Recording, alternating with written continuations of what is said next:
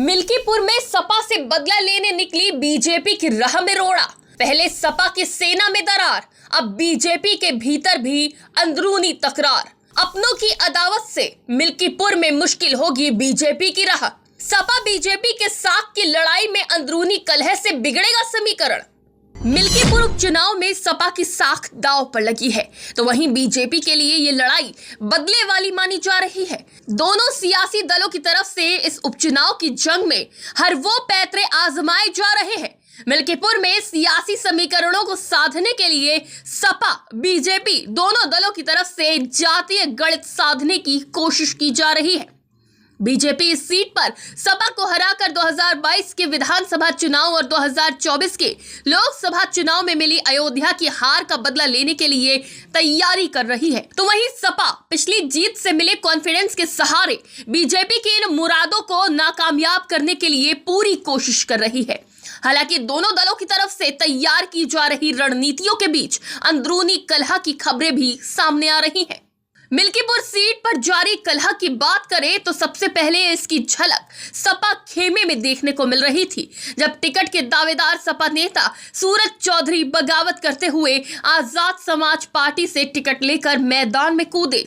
तो वहीं अब बीजेपी के भीतर भी अंदरूनी कलह की सुगबुगाहट दिखाई दे रही है। ये बातें इसलिए की जा रही हैं क्योंकि मिल्कीपुर सीट पर बीजेपी की तरफ से टिकट के कई दावेदार माने जा रहे थे, लेकिन पार्टी की तरफ से चंद्रभानु पासवान के नाम पर मुहर लगा दी गई। इसी के बाद बताया जा रहा है कि कई स्थानीय नेताओं की नाराजगी बढ़ी है।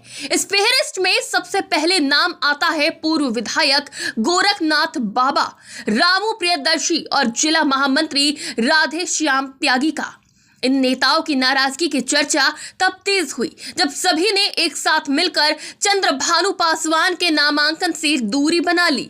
बात करें गोरखनाथ बाबा की तो 2017 में वो बीजेपी के टिकट से विधायक बने थे, लेकिन 2022 के विधानसभा चुनावों में सपा के अवधेश प्रसाद के सामने बड़ी हार मिली थी। ऐसे में गोरखनाथ बाबा को उम्मीद थी कि पार्टी एक बार फिर से उन पर भरोसा जताएगी। इसके लिए गोरखनाथ बाबा ने कई प्रयास भी किए थे। मिल्कीपुर सीट पर चुनावी राहें बहाल करने के लिए भी गोरखनाथ बाबा ने कई तरह के प्रयास किए, कानूनी पेचीदगियां भी दूर करवाई, लेकिन चुनावी ऐलान के बाद बीजेपी ने बाबा गोरखनाथ को मैदान में नहीं उतारा। इसी के चलते बाबा गोरखनाथ की नाराजगी की खबरें भी सामने आ रही हैं।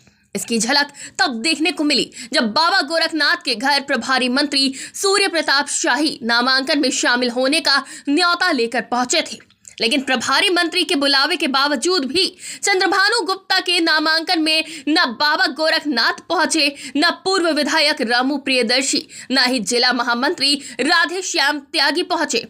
इन नेताओं की गैर मौजूदगी के चलते पार्टी के भीतर अंदरूनी कलह की खबरें विस्तार ले रही हैं और इसी के बाद कहा जा रहा है कि अंदरूनी कलह और स्थानीय नेताओं की गुटबंदी कहीं बीजेपी के बदले वाली राह में रोड़ा ना बन जाए। हालांकि मिल्कीपुर सीट पर लड़ाई सपा और बीजेपी के बीच ही मानी जा रही है। ऐसे में दोनों दलों के सामने अपनों की बगावत से निपटने की चुनौती खड़ी हो सकती है। अब देखना दिलचस्प रहेगा कि आंतरिक कलह की इन चुनौतियों से पार पाकर कौन मिल्कीपुर सीट का सियासी बाजीगर बनता है। डेस्क रिपोर्ट, आज की खबर।